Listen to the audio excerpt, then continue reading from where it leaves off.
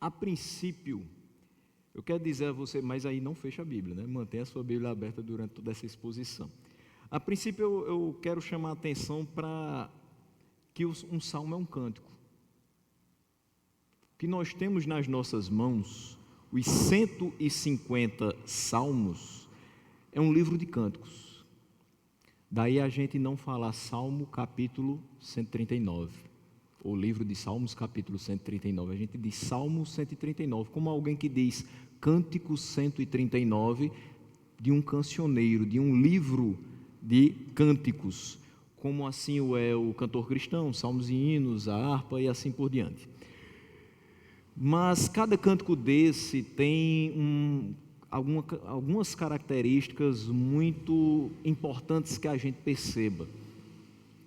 Por exemplo, quando a gente fala de livros de cânticos como salmos e hinos, muito utilizado pelos congregacionais, nós vamos ter que muitos deles escritos por Sarah Kalley ajudavam pessoas analfabetas a compreenderem a doutrina da palavra de Deus, através do cântico. E quando nós olhamos para os salmos, mesmo que não cantemos durante os nossos cultos, mas algumas canções que nós temos refletem trechos dos salmos. E nós aprendemos muito da doutrina da palavra de Deus a partir desses cânticos, a partir desses trechos dos salmos. E esse salmo em específico é um cântico acerca de 3 atributos de Deus, mas principalmente de 2, que são a onisciência e a onipresença. E além de maravilhados com a extensão e com a abrangência desses 2 atributos, dessas 2 características apresentadas, o objetivo da exposição de hoje é que a gente saia daqui mais equipado e mais habilitado a servir ao Senhor, reconhecer a sua grandeza, louvá-lo pelo seu caráter e o honrar por quem Ele é e pelo que Ele faz nas nossas vidas. Se a gente conseguir isso, então a gente sai daqui muito feliz. E a gente cumpriu a missão a que foi comissionado. Então, primeira parte desse salmo, a gente pode dividi-lo em 4 partes tranquilamente. É do versículo 1 até o versículo 6, a gente vai conseguir observar a onisciência de Deus. Vamos ler agora. Senhor, Tu me sondas e me conheces. Sabes quando me assento e quando me levanto. De longe percebes os meus pensamentos. Sabes muito bem quando trabalho e quando descanso. Todos os meus caminhos te são bem conhecidos. Antes mesmo que a palavra me chegue à língua, Tu já a conheces inteiramente, Senhor. Tu me cercas por trás e pela frente, e pões a Tua mão sobre mim. Tal conhecimento é maravilhoso demais e está além do meu alcance. É tão elevado que não o posso atingir. No primeiro versículo nós temos, Senhor, Tu me sondas e me conheces. O Senhor nos sonda, ou seja, Ele consegue chegar, enxergar o mais íntimo do nosso ser. Ele alcança as intenções mais ocultas do nosso coração. Os pensamentos mais banais que permeiam a nossa mente, Ele conhece. Mesmo que a gente não expresse esses pensamentos em palavras, talvez as outras pessoas nunca saibam, mas Ele sabe. Ele sabe perfeitamente em que pontos nós somos falhos. E Ele preparou na eternidade um plano que contempla a solução exata para as nossas debilidades, possibilitando, executando, garantindo e sustentando a nossa salvação. Perceba que quando eu falo nesses 4 verbos, eu estou querendo chamar a atenção para que o plano eterno, aquele plano perfeito que a gente cantou agora há pouco, ele não simplesmente possibilita a minha salvação, mas ele executado garante, e durante toda a minha vida ele é sustentado.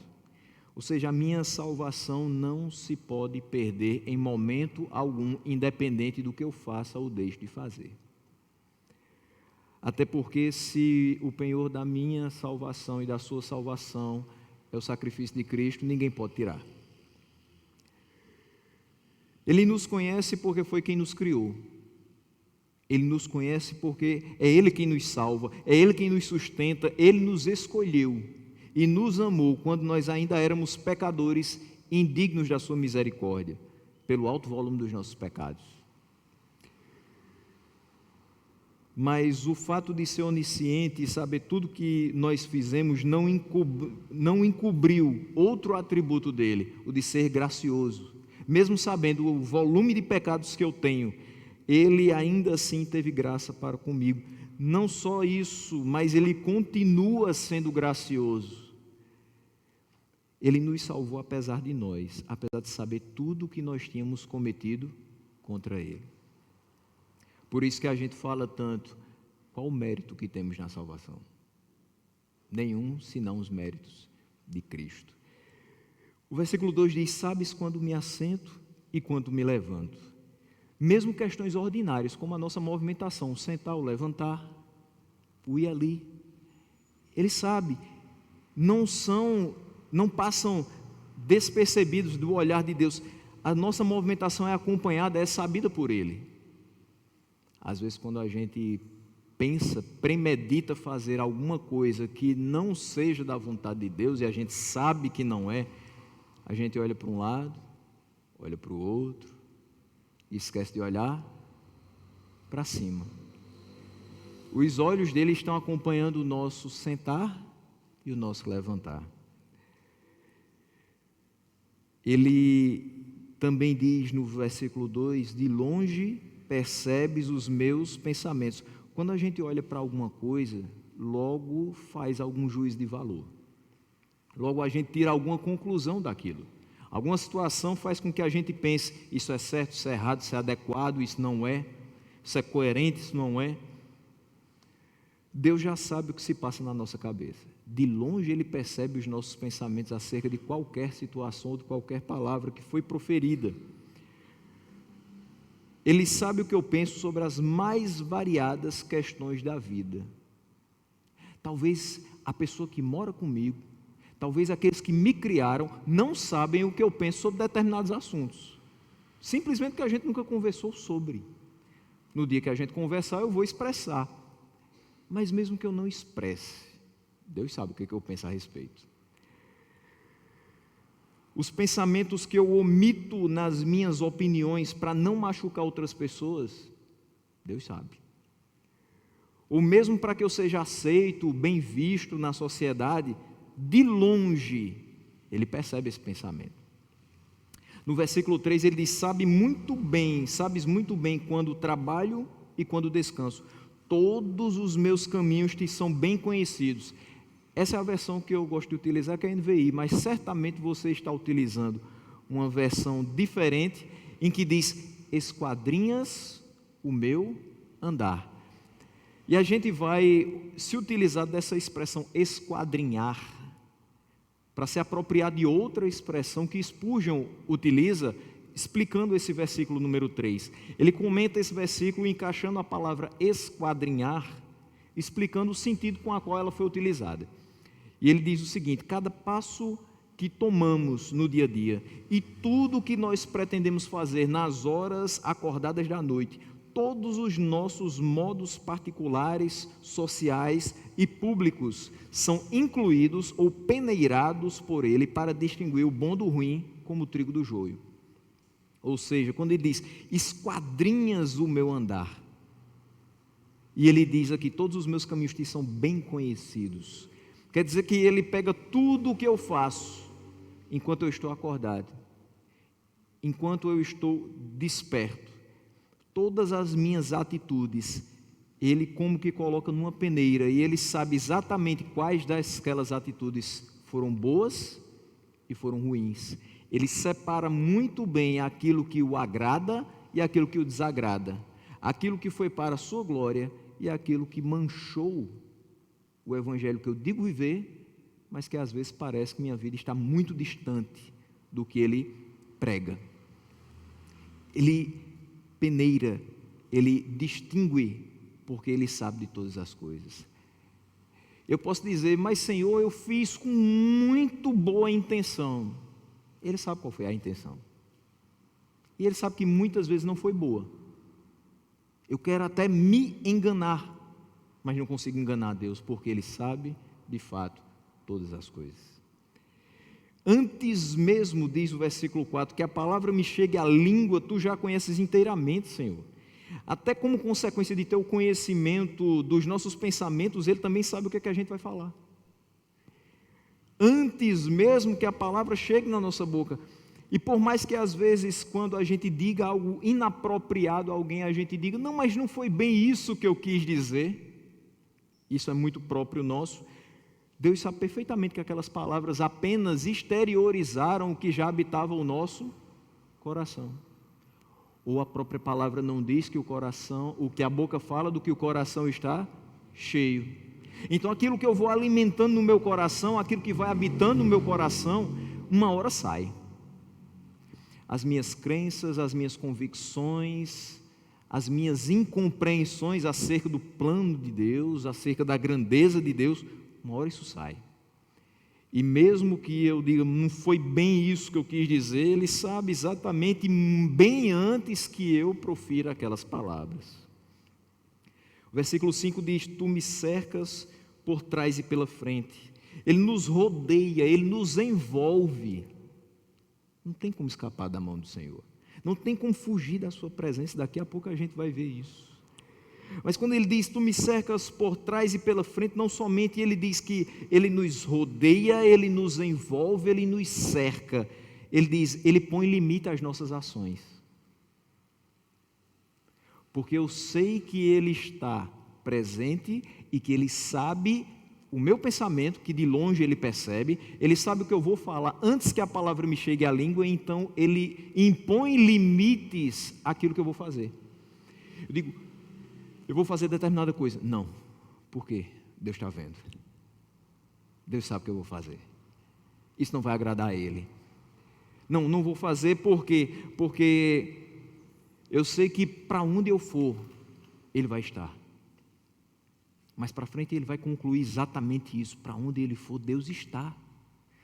Então o que eu disser, Deus sabe. O que eu pensar, Deus sabe. Isso vai impondo limites para que eu não faça deliberadamente o que desagrada a Deus. E Ele diz, e pões a tua mão sobre mim. Não somente estamos sob constante vigilância de Deus, mas também o seu poder é ativo para governar providencialmente todas as coisas. A mão do Senhor repousa sobre nós. E diferente do que diz a placa de um certo local, que diz que a mão de Deus está ali para determinados fins, nós entendemos que a mão de Deus está sobre nós para todos os fins, não só o da prosperidade material. A mão de Deus repousa sobre nós e faz com que a gente durma em paz. A mão de Deus está sobre nós e faz com que a nossa família esteja em harmonia. A mão de Deus repousa sobre nós e faz com que nós sejamos livres de muitos dos perigos que a gente enfrenta no dia a dia.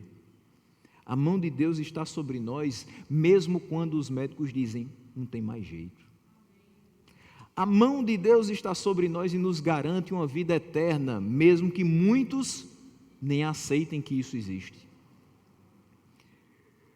O versículo 6 nos diz, tal conhecimento é maravilhoso demais, está além do meu alcance, é tão elevado que eu não posso atingir. O salmista, acerca da onisciência de Deus, diz que esse conhecimento é algo maravilhoso demais, está fora do alcance dele. Ele não consegue colocar isso dentro de uma caixinha, ele não consegue definir muito bem. É mais ou menos o sentimento que João tem quando vai descrever o amor de Deus, e ele diz, ele amou de tal maneira. Eu não sei definir o conhecimento de Deus, eu só posso dizer que Ele é imenso, que Ele é assombrosamente maravilhoso, é inigualável. É tão elevado que eu não posso atingir. É tão elevado que eu não tenho. Eu não tenho o conhecimento que Deus tem. E aí a gente chega a uma definição teológica que diz que esse atributo da onisciência é um atributo incomunicável. Só Deus tem. Ele não comunicou aos seres terrenos. Você não sabe todas as coisas. Às vezes as pessoas querem te dar uma dica, te ensinar uma coisa nova, te aconselhar, mesmo dentro da palavra, e você diz, eu já sei. Ou então, mais impacientemente, você diz, eu sei. E não deixa nem a pessoa terminar aquela palavra. Entenda uma coisa, você não sabe nada comparado ao que Deus sabe acerca de você e de todos os seres que Ele criou. A gente não sabe. A gente não sabe o que vai acontecer amanhã. A gente pega o diário, pega a agenda, faz as anotações, planeja como vai ser o nosso dia, e tudo pode não acontecer simplesmente se chover, simplesmente se o carro não pegar, simplesmente se eu perder o ônibus, simplesmente se eu acordar com a dor na perna. Qualquer coisa pode me fazer parar e não cumprir aquilo que eu planejei, que eu achava que sabia, mas Deus já sabia que nada daquilo aconteceria. Nós não somos oniscientes, nós não sabemos o que se passa na mente dos nossos irmãos, nós não sabemos o que preenche o coração dos nossos familiares, nós não sabemos quais são as intenções que pessoas têm ao dizer para nós determinadas palavras. Às vezes a gente diz, eu sei como ele está, só pelo tom de voz. Tom de voz pode ser dissimulado. Eu sei como é que ele está, pelo rosto eu sei, ele não está muito bem. Expressões faciais também podem ser dissimuladas, mas não a Deus. Você não dissimula nada diante de Deus, Ele sabe todas as coisas. Por isso é que a gente fica tão maravilhado com esse tão grande conhecimento que Ele tem. Mas não só maravilhados com a sua onisciência, mas também com a onipresença dEle. Dos versículos 7 a 12, vamos fazer a leitura. Para onde poderia eu escapar do teu espírito? Para onde poderia fugir da tua presença? Se eu subir aos céus, lá estás. Se eu fizer minha cama na sepultura, também lá estás. Se eu subir com as asas da alvorada e morar na extremidade do mar, mesmo ali a tua mão direita me guiará e me susterá. Mesmo que eu dissesse que as trevas me encobrirão e que a luz se tornará noite ao meu redor, verei que nem as trevas são escuras para ti, a noite brilhará como o dia, pois para ti as trevas são luz. No versículo 7, quando ele diz, para onde poderia eu escapar do teu espírito, para onde poderia fugir da tua presença? A gente já sabe que Deus está em todo lugar, mas essa descrição dos versículos 7 a 12 é maravilhosa, porque o salmista começa fazendo perguntas retóricas, no sentido de saber se ele pode escapar do Espírito de Deus e se ele pode fugir da sua presença. E a resposta para as duas perguntas é: você não pode. Você não pode escapar do meu Espírito. Você não pode fugir da minha presença. Nós não podemos escapar do olhar de Deus, porque de fato, como diz o autor aos Hebreus no capítulo 4, versículo 13, nada em toda a criação está oculto aos olhos de Deus, tudo está descoberto e exposto diante dos olhos daquele a quem havemos de prestar contas.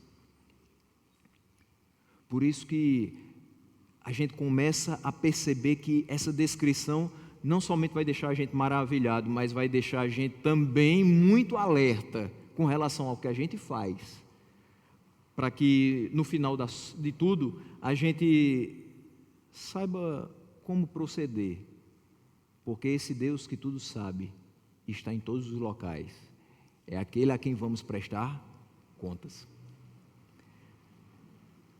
Não é que eu queira fazer você ficar hoje atemorizado e se tornar um neurótico, mas preste muita atenção. Prestemos todos nós muita atenção em como estamos nos conduzindo. Isso vai fazer muita diferença. Podemos nos conduzir achando que estamos caminhando muito bem e ainda assim não ser para a glória de Deus. Nós não podemos fugir da sua presença, porque além de ter conhecimento acerca de todas as coisas, Ele é o único ser que pode estar em todos os lugares, e isso simultaneamente. É interessante que nessa época de trabalho remoto, a gente tende a se sentir um pouco onipresente, mas não é. Chegou momentos nessa época de eu estar conversando com 7 pessoas ao mesmo tempo, atendendo 7 pais de alunos, e quase simultaneamente. As conversas estão abertas. Eu falo com um, falo com outro, falo com outro, falo tudo ao mesmo tempo. Não sei como é que a gente não perde a cabeça com tudo isso. É um volume muito grande de informações, a gente tem que se desdobrar em 1000. Mas eu não estou na casa das 7 pessoas ao mesmo tempo. Mas o Deus que está me vendo responder aquelas 7 pessoas está na minha casa e está na casa de todas elas ao mesmo tempo. Não só isso, o Deus que escuta a minha oração e vê a minha aflição pela manhã, é o Deus que escuta a oração e vê a sua aflição também pela manhã, do mesmo jeito. Deus não precisa desligar o cabo da minha ligação para ligar o cabo da sua. A gente não tem necessidade de fazer ligações para Deus só de 3 horas da manhã, porque dá só um pulso, porque é 50% de desconto. Ele está em todos os lugares a todo tempo, então eu posso estar dirigindo e falar com Ele, porque eu sei que Ele está ali. Eu posso estar sozinho dentro do carro, eu sei que Ele está ali. Eu posso estar sozinho dentro do meu trabalho, pensando, quando é que termina esse expediente para eu ir para casa? Ele está ali também, vendo também o quanto eu estou precisando sair daquele ambiente. No momento que você se encontra sozinho, chorando, sem saber nem como orar, e você olha para dentro de casa, não tem ninguém para você dar a mão e dizer assim, ora por mim, Ele está lá também. Nós não podemos fugir da presença dEle. E do versículo 8 até o 10, ele vai falar a respeito dessa tentativa, por assim dizer. Se fosse possível tentar fugir da sua presença, como é que isso seria? Ele investe esses versículos para ilustrar a onipresença de Deus, mesmo que de uma forma muito precária, porque os termos humanos não vão expressar a totalidade da grandeza de Deus e dos seus atributos, mas ainda assim vai deixar a gente perplexo por tamanha extensão da sua onipresença. Ele diz, se eu subir aos céus, lá estás. Se eu fizer a minha cama na sepultura ou no mais profundo abismo, lá estás também. O que ele quer dizer? Por mais que eu tente me afastar de Deus verticalmente, seja para cima ou para baixo, Ele vai estar lá. Não tem como. Essa semana, algumas pessoas, inclusive eu, acompanharam por 7 minutos e 24 segundos o homem mais rico do mundo, Jeff Bezos, saindo da superfície e indo até mais ou menos 13 mil metros distante da superfície terrestre. Ele gastou quase 150 milhões para durante 7 minutos se afastar de onde nós estamos. Será que ele se afastou de Deus? Será que Deus não o viu naquela cápsula? Lógico que sim. Por mais distante que ele estivesse, por mais que nós não víssemos, a não ser pelas imagens de satélite, por mais que as pessoas que estavam na estação espacial olhassem para cima e não vissem mais nem um pontinho, Deus acompanhou todo o trajeto. E não sei se ele acredita, mas mesmo que ele não acredite, Deus o acompanhou da saída, a parte que ele ficou em órbita, 3 segundos, até o momento que ele pousou novamente. Foi Ele que fez, pela sua onipresença e sua onipotência, aquele homem tão rico chegar em paz. Porque a gente também já viu várias vezes, antes da decolagem, cápsulas explodirem. Mas ele conseguiu. Não pelo dinheiro, porque Deus permitiu. O salmista continua dizendo: se eu subir com as asas de alvorada e morar na extremidade do mar, mesmo ali a tua mão direita me guiará e me susterá. Além de nós termos a presença de Deus aonde quer que nós formos ou habitarmos, nós também sabemos que teremos sempre a sua condução, a mão dele a nos guiar, mas também o seu cuidado e a sua sustentação. A sua mão não somente me guiará, mas me susterá, por onde quer que eu for. Versículos 11 e 12 nos dizem: mesmo que eu dissesse que as trevas me encobrirão e que a luz se tornará noite ao meu redor, verei que nem as trevas são escuras para ti. A noite brilhará como o dia, pois para ti as trevas são luz. Se o desafio à onipresença de Deus, na tentativa de se ausentar dele, deixar de ser no sentido de se afastar, ou vertical ou horizontalmente, e passar agora a ser exercido pela ausência de luz, ainda assim o ser humano vai ser muito mal sucedido, porque ele vai perceber, como o salmista, que as trevas não podem encobrir o que está claro e evidente aos olhos de Deus. Para ele as trevas são luz. Esse versículo, semelhantemente ao versículo 7, faz eco às palavras do escritor aos Hebreus, do capítulo 4 e do versículo 13. Tudo está claro, está exposto aos olhos de Deus. Mas temos também o terceiro atributo, que é o da onipotência, versículos 13 até o 18. Tu criaste o íntimo do meu ser e me teceste no ventre de minha mãe. Eu te louvo porque me fizeste de modo especial e admirável. Tuas obras são maravilhosas, disso tenho plena certeza.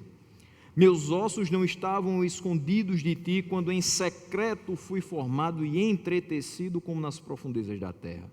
Os teus olhos viram meu embrião, todos os dias determinados para mim foram escritos no teu livro, antes de qualquer deles existir. Como são preciosos para mim os teus pensamentos, ó Deus! Como é grande a soma deles. Se eu os contasse, seriam mais do que os grãos de areia. Se terminasse de contá-los, eu ainda estaria contigo.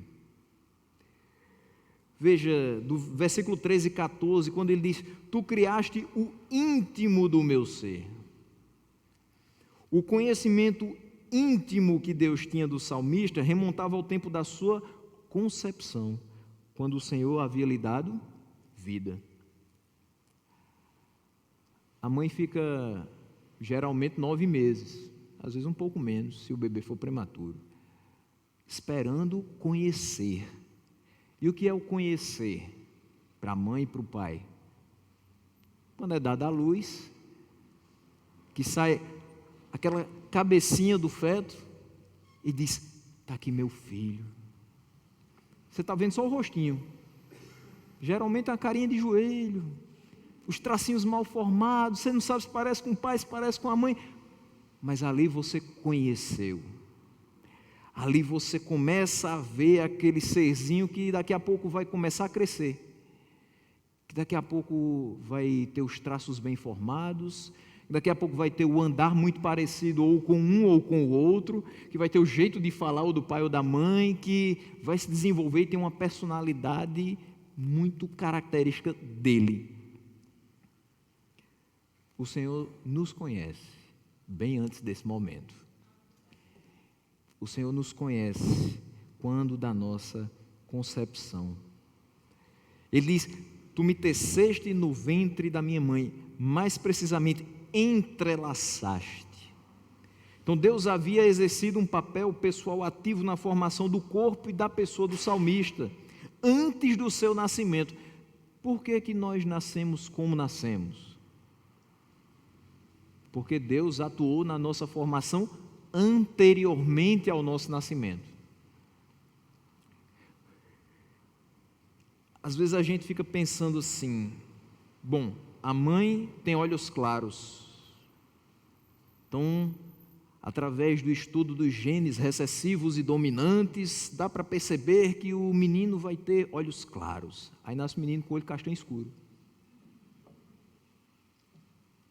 Não, mas o pai tem 1,85 m. Então, pelo estudo da genética, dá para perceber que esse menino vai ter pelo menos 1,90 m, porque o pai é alto. O filho fica com 1,68 m, dando graças a Deus porque chegou até lá. Nós não sabemos, mas Deus trabalhou. Não é geneticamente. Deus trabalhou na formação, entrelaçando, entretecendo no ventre materno aquele ser da maneira que Ele queria que fosse. Por mais que seja interessante, eu acho fantástico. Por mais que eu me lembre pouca coisa, mas eu acho maravilhoso o estudo genético. Mas ele não compreende o conhecimento e o poder de Deus, porque ele trabalha com aquilo que é verificável. Mas se a gente não consegue atingir o conhecimento de Deus, que dirá o seu poder? É demais, a gente realmente não pode alcançar. Da mesma forma que a gente não chega à extensão do conhecimento de Deus, a gente também não chega à extensão do poder dele. E a gente não sabe por que determinadas coisas acontecem. Isso mexe bastante quando a gente passa por determinadas coisas e diz: por que aconteceu isso comigo? Por que eu tenho determinadas coisas? Por que eu tenho determinadas reações? Por que essa doença veio parar no meu corpo? Deus é quem sabe. Deus é que formou. Deus não sabe somente o porquê de ter lhe formado, Ele sabe o porquê de ter colocado todas as características em você. Ele sabe o propósito de todas as coisas que vão acontecer com você, do dia que você nasce ao dia que você morre. Do dia que você se torna conhecido dos outros, até o dia que você passa a não ser mais conhecido na terra, mas continua sendo conhecido por Ele. O que ele quer dizer aqui é que os nossos aspectos físico e de personalidade são formados antes da concepção por ação de Deus. Exatamente do jeito que a gente é. A gente é moldado no ventre materno com tudo o que nos constitui. Mas não somente isso, os nossos sentidos vão sendo desenvolvidos durante a gestação. Uma discussão enorme agora, quando é que começa a vida? Até que momento a gente pode interromper uma gestação? Porque há uma forte corrente que diz que até 3 meses não tem nada ali. Tem. Mais do que isso, a partir do 4º mês, a criança começa a ter todos os sentidos desenvolvidos. Veja se não é assim. A visão, dentro do ventre materno, a criança começa a ter percepção de profundidade com 16 semanas, 4 meses. A criança começa a ter movimentação, se mexer, dá aquele famoso chute na barriga da mãe, com 20 semanas, entre o 4º e o 5º mês. A criança começa a ter audição, cuidado com o que você fala, perto de uma grávida. Para que a criança não nasça com pensamentos errados. A gente pensa que não, né? Ela escuta, pode não distinguir determinadas coisas, óbvio, mas escuta com 24 semanas. E aqui uma dica de quem não é pai biológico, mas que se Deus me der essa graça, eu vou fazer, com certeza. Para quem ainda vai ter filhos, assim como eu. Quando sua esposa estiver grávida, pega a Bíblia, chegue bem pertinho da barriga dela, após a 24ª semana, e comece a ler versículos, para que seu filho comece a se acostumar com o que é bom, amável, perfeito, puro, eterno. Vai estar ouvindo, não vai distinguir, não vai compreender, mas vai estar ouvindo. Ele começa a ter tato, sensibilidade. O feto consegue sentir dor com 24 semanas. Imagine isso. Quantos e quantos casos a gente já teve de quedas de gestantes em que elas perderam o bebê, mais ou menos nessa época de 5 a 6 meses. Pode ter certeza, aquele feto sentiu dor, porque já tinha a sensibilidade. O olfato é o último, com 28 semanas, ou seja, entre 6 e 7 meses.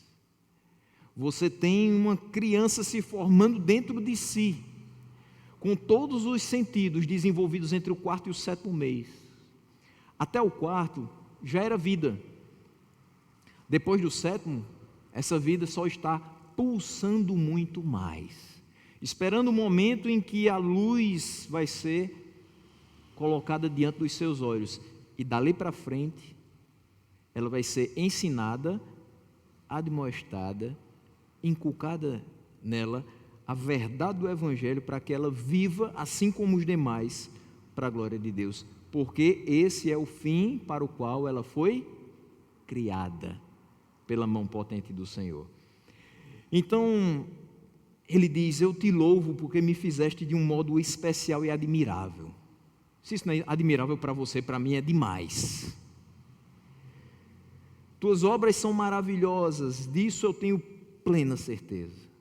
Saber acerca da capacidade produtiva de Deus, do poder de Deus, nos deve fazer louvá-lo incessantemente, efusivamente e reverentemente.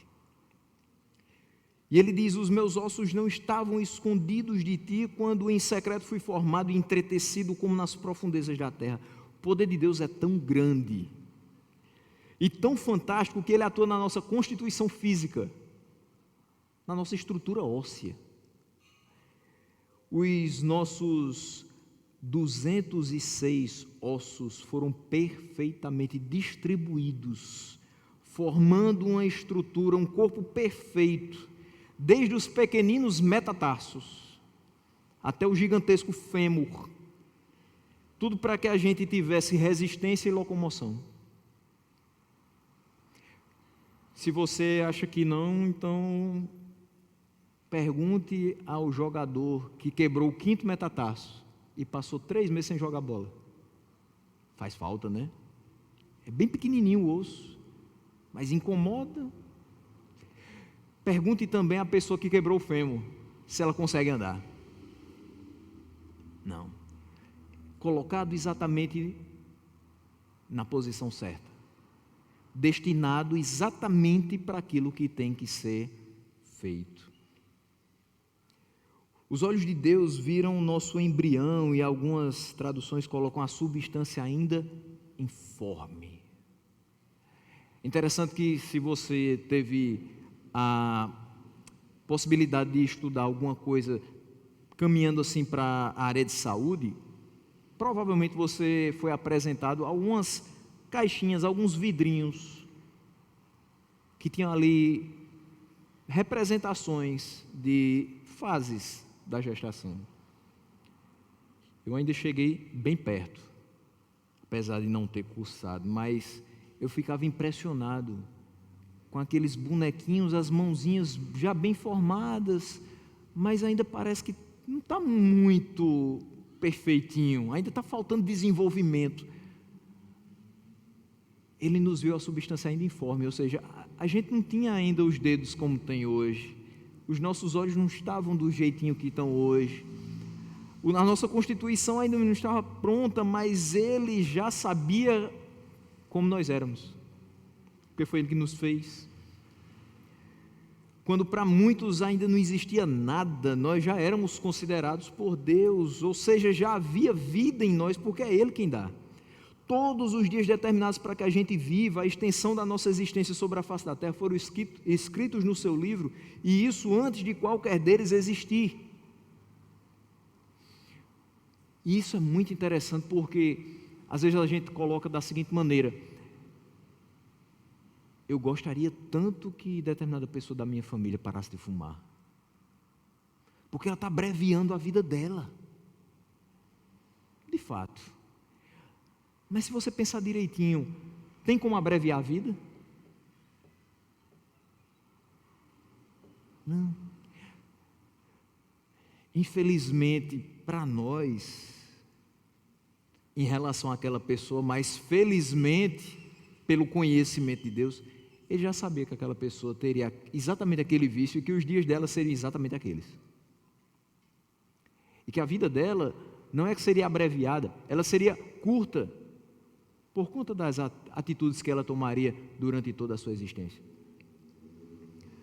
Então, não existe o famoso ninguém morre de véspera. Todos os seus dias já estão determinados, só que a gente não sabe. E o que é que a gente faz então daqui para lá? Eu já vivi tantos e tantos anos. Quantos anos eu tenho? Não sei. O que é que eu vou fazer então com os anos que me restam? Viva para a glória do Deus Todo-Poderoso. Viva como se hoje fosse o primeiro, no sentido de ter vitalidade, mas viva como se fosse o último, no sentido de oferecer para Ele o seu melhor. Na urgência de encontrar-se com Ele, sabendo que a eternidade lhe espera. Antes que nós viéssemos à luz, Ele já havia projetado, determinado a quantidade de dias que nós viveríamos, e o mais glorioso disso tudo, Ele já havia nos separado para fazer parte do seu povo de propriedade exclusiva, para viver em santidade para a sua glória. Nós fomos chamados para isso, antes mesmo de nascer. Isso é maravilhoso. Versículos 17 e 18, quando ele fala: como são preciosos para mim os teus pensamentos, ó Deus, como é grande a soma deles, se eu os contasse seriam mais do que os grãos de areia, se terminasse de contá-los eu ainda estaria contigo. O que é que ele quer dizer com isso? Como é que eu posso compreender a extensão do poder de Deus? Tem como compreender? Não. Como é que eu posso entender a mente do Senhor? Não dá, simplesmente não dá para entender a mente do Senhor. Nós simplesmente louvamos a Ele, confiamos no seu poder e temos todos os seus desígnios como preciosos para nós.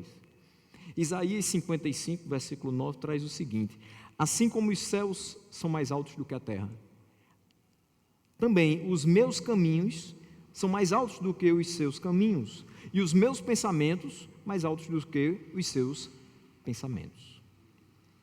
Se nós fôssemos contar os pensamentos de Deus, seriam mais do que os grãos de areia. A gente poderia até começar a contar. Contaria, e não chegaria ao fim. A gente não tem essa capacidade. Não tem dízima periódica que alcance a extensão do poder de Deus e dos seus pensamentos. Seus pensamentos são ilimitados, bem como o seu conhecimento, a sua capacidade de estar presente em todos os lugares e o seu poder. Para concluir, a gente vai do versículo 19 ao 24 com os desdobramentos da onisciência, com os efeitos dessa onisciência. Quando ele diz: quem dera matasse os ímpios, ó Deus, afastem-se de mim os assassinos, porque falam de ti com maldade e em vão rebelam-se contra ti. Acaso não odeio os que te odeiam, Senhor, e não detesto os que se revoltam contra ti? Tenho por eles ódio implacável, considero-os inimigos meus.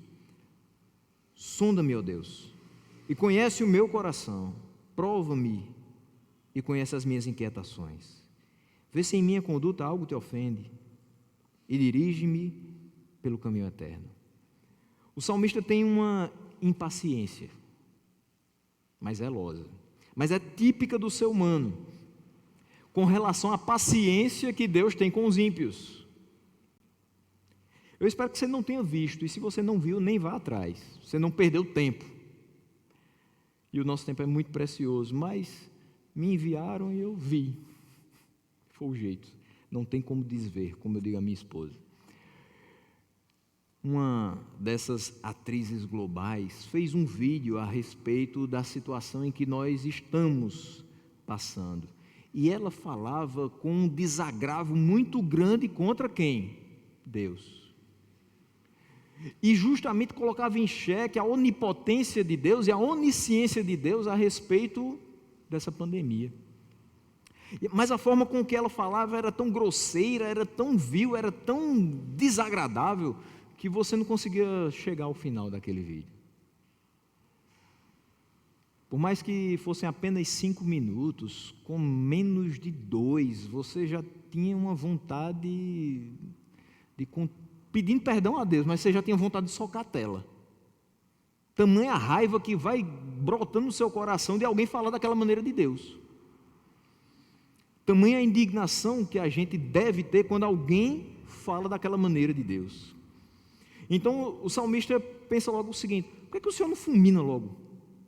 A pessoa que fala desse jeito do Senhor, o Senhor não mata de uma vez? Para que dar uma segunda chance para uma pessoa dessa? Para que manter diante dos seus olhos, na face da terra, uma pessoa tão desprezível quanto essa? E eu ainda ficava pensando, tanta gente querendo um bebê, e essa criatura está grávida. Olha o que ela está falando. Olha o que a criança dela vai ver daqui a 2, 3 anos. Que ela trata Deus como se não fosse nada. Que ela fala contra Deus e ela pronuncia os mais sujos palavrões contra o ser que a criou. E que ainda ela sendo tão vil, vai dar a graça dela ser mãe. Olha que coisa. A gente se impacienta e diz: Senhor, como é que isso é possível?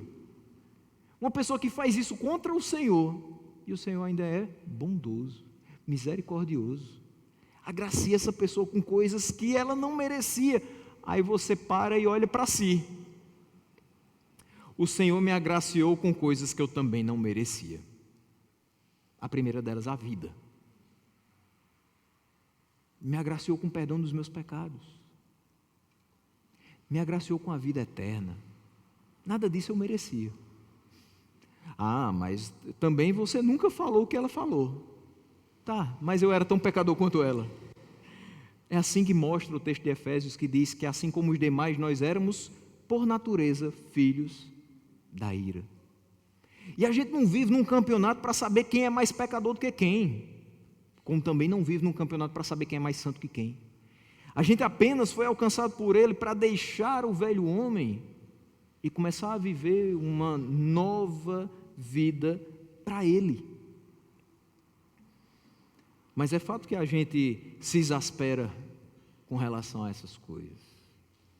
Mas aí o salmista, assim como nós, devemos ter em mente uma coisa: o castigo deles vai vir.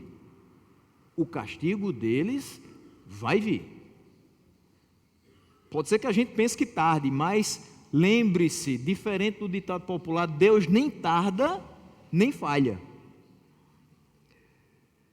Ele sabe de todas as coisas. Ele sabe quando nós pecamos. Ele conhece o nosso coração. Ele reconhece a forma deliberada como essas pessoas agem contra a sua lei. Então, o castigo deles vai vir sim.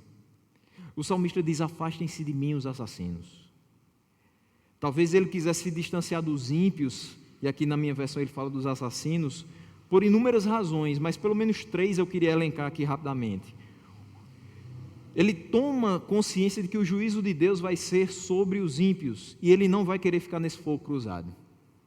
Se eu sei que eles fazendo o que fazem, Deus os vai punir, se afastem de mim. Eu não quero receber a mesma punição. Segundo, porque ele não queria ser vítima dos crimes de sangue desses ímpios. Eu tenho certeza que nenhum de nós quer ter em nossas mãos a culpa do sangue derramado pelos ímpios. Mas, em terceiro, também a maldade deles deixava o salmista irritado, enojado, principalmente pela forma como eles se rebelavam contra o Senhor, como ele fala no versículo 20. Então, no versículo 20, quando ele diz: porque falam de ti com maldade, vai crescendo dentro do peito do salmista um sentimento de inconformidade com o fato de Deus não exterminar os ímpios de uma só vez, porque eles falam de Deus com maldade. Só que aí o complemento do versículo diz: em vão eles se rebelam contra ti. Ele percebe, no fim das contas, que é em vão que eles se rebelam contra o Senhor. Meus irmãos, não há a menor chance do ímpio nos seus caminhos prevalecer contra o Senhor, porque Ele é o único que é todo-poderoso e soberano. Ninguém faz a sua vontade se aquela não for a vontade primeiramente de Deus. Por isso que a gente só pode rir e ter um pouco de, não vou dizer pena porque é muito grave, mas ter compaixão, depois da questão cômica de pessoas que dizem assim, eu sou o dono da minha vida, eu faço o que eu quiser. Faz não, você acha que faz, mas no fim das contas, você vai fazer aquilo que Deus quer que você faça. Pode ser o mais ímpio do mundo, ele está nas mãos de Deus e vai fazer exatamente o que Deus quer. É capaz até dele chamar de meu ungido, como chamou Ciro, para cumprir o seu propósito, não o propósito do ímpio. Os versículos 21 e 22 são a explosão da indignação, são o ponto alto, o ápice da indignação do salmista contra os ímpios. Ele diz, acaso não odeio os que te odeiam, Senhor? E não detesto os que se revoltam contra ti? Tenho por eles ódio implacável. Considero os inimigos meus. Aqui, numa linguagem popular, é o salmista comprando a briga de Deus. Se é que a gente poderia dizer dessa maneira. Mas o sentimento de indignação pelo que os ímpios falam e fazem contra Deus leva o salmista a afirmar que odeia implacavelmente os ímpios e os tem como seus inimigos. Por mais que essa versão seja muito contundente e utilize a palavra odiar, e essa palavra é usada em muitas e muitas vezes, quando você lê aborrecer, é o odiar. Aquele que aborrece seu irmão, né, é culpado pelo seu homicídio, por exemplo. Nesse texto está dizendo, aquele que odeia seu irmão, é culpado por ele. Mas quando a gente vê esse ódio, pode ser traduzido na expressão indignação e angústia. Não é que eu estou querendo abrandar o sentido que foi usado a expressão, mas é porque ela vai cair muito bem e a gente vai entender por quê. É como se o salmista dissesse assim, eu fico indignado com o que eles fazem. Quando ele diz, eu odeio, é certo que eu odeio os que te odeiam, Senhor. Eu fico indignado com o que eles fazem. Isso me causa repulsa. As ações dessas pessoas me trazem angústia porque eu sei que tu as aborreces. E eu não sei como lidar com isso. A gente não sabe irar e não pecar. Quando a gente ira, automaticamente a gente peca. Porque em determinados momentos, a gente age como se essa daqui fosse a mansidão e esse aqui fosse o domínio próprio. Não aqui dentro, mas externamente. E a gente diz, se eu pegasse, eu trucidava.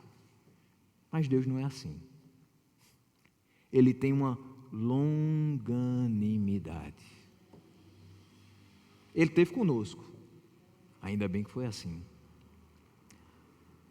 E desse sentimento a gente não precisa se envergonhar, a gente tem que ficar indignado mesmo quando alguma pessoa fala contra Deus. No dia que a gente perder essa indignação, uma vez aqui pastor Rondo falou sobre isso, aquela indignação, aquela ira santa, de dizer assim, tem coisa errada, eu continuo percebendo que tem coisa errada, eu estou indignado contra isso.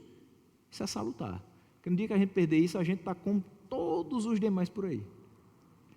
Não sabe mais o que é certo e o que é errado, peca e não faz a mínima cócega na consciência, porque ela está cauterizada, não faz mais nenhuma diferença se a gente está caminhando com Deus ou longe dele. Então, enquanto a gente ainda estiver indignado, isso é bom. Essa indignação contra os ímpios vai nos fazer buscar a santidade para agradar a Deus. Eu não quero ser como ele, eu não quero praticar o que ele pratica, porque eu sei que Deus exige, requer que eu seja santo como ele é santo. Mas ainda vai nos fazer afastar-se daqueles que não promovem a palavra de Deus, que não buscam a glória de Deus. Se eles são inimigos de Deus e eu estou ligado a Deus, eu os considero como meus inimigos. Ele é contra Deus. Eu sou mais Deus, então eu sou contra Ele também. Eu sou contra esses que são contra Deus. Eu não quero estar junto deles. Eu não quero me fazer um com eles, com o discurso desse. Eu prefiro ser amigo de Deus e desagradar os ímpios. Meus irmãos, é difícil em determinadas situações, mas prefira ficar sozinho do que ser abraçado pela roda dos escarnecedores. É preferível você estar perto de Deus do que se afastar dele e ser amigo do mundo. E como é que eu vou ficar? Ninguém na minha repartição vai querer ficar comigo? Se na sua repartição tem os inimigos de Deus, se na sua repartição tem aqueles que falam sobre ele com maldade, que em vão se rebelam contra ele, é melhor se afastar. Antes que eles lhe influenciem e você se torne mais um inimigo de Deus. Não foi para isso que a gente foi criado. Os versículos 23 e 24, a gente conhecendo e vivendo, guiado pelo Deus que é onisciente. Então o salmista se entrega nas mãos dele para um exame do seu interior. Talvez é a coisa mais difícil que a gente precisa fazer em algum momento da vida, ou em vários momentos da vida. É dizer, Senhor, olha para o que está dentro de mim. Será que eu estou vivendo corretamente? Será que eu estou sendo coerente com a Tua palavra? Isso com toda sinceridade, sabendo que a resposta pode e vai ser muitas vezes, ainda não. Tem coisa para ser ajustada. De vez em quando a gente volta e escuta aquela música, se tu olhares, Senhor, para dentro de mim, nada encontrarás de bom. A gente quer dizer, não, vai encontrar muita coisa boa. Porque a gente é regenerado. Porque em nós agora habita o Espírito Santo. Mas experimente não tê-los. Experimente não viver na dependência deles. E só ter obras humanas para apresentar. Quando a gente lá chegar, para desfrutar da nossa vida eterna, conquistada por Cristo na cruz, a gente não vai chegar assim não. Senhor, está aqui, ó, tudo que eu fiz, para o Senhor, minhas obras. Porque se a gente chegar assim, não sei quem você é não. Mas se a gente chega e diz assim, Senhor, está aqui, os méritos do Teu Filho. Ele me justificou. O Teu Espírito me regenerou. E eu não tenho nada em mim que Te agrade, a não ser o fato de que eu fui atraído por eles. E vivi na dependência deles para Te agradar. Mas é necessário esse exame. É um momento dificílimo, mas é o momento do ajuste de contas. Pelo menos temporário. Porque a gente vai precisar de tempos em tempos fazer esse ajuste. Ele diz, sonda-me, ó Deus, e conhece o meu coração. Se hoje a gente fosse orar como salmista, a gente poderia dizer, Senhor, pelo Teu grande conhecimento, eu sei que me vês como ninguém mais vê nesse mundo. Eu estou aqui de joelhos dobrados e eu sei que o Senhor está me vendo como ninguém me vê, nem eu mesmo sei quem eu sou, se comparado ao que o Senhor sabe que eu sou. Mesmo que eu oculte externamente e ninguém saiba quem de fato eu sou, mesmo que a máscara não caia, Tu sabes a intenção do meu coração e de longe percebes os meus pensamentos. Tu me sondas e me conheces. E ele diz, vê se em minha conduta algo te ofende. Vê se existe alguma coisa dentro de mim que não te agrada, diante do que o Senhor vê. Avalie as minhas atitudes. Molda o meu caráter de modo que nada que eu venha fazer possa te ofender. Nada do que eu diga seja estranho ao que está escrito na Tua palavra. Nada do que eu faça seja contrário à Tua vontade. Corrija as minhas falhas para que eu possa te servir com integridade, com fidelidade e te adorar com todo o meu ser. Mas ele fecha dizendo: dirige-me pelo caminho eterno. Nessa oração, é como se a gente estivesse aqui também junto com ele dizendo: ó Deus, eu sei que através do teu Filho eu fui justificado, que nenhuma condenação há mais em mim, porque eu estou junto, arraigado a Cristo. Por isso eu te peço que me capacite a andar aqui nessa terra como alguém que espera por uma eternidade contigo, com os pés no chão, mas com os olhos fitos no céu. Que nessa noite, o Deus onisciente, o Deus onipresente e o Deus onipotente nos abençoe. Amém?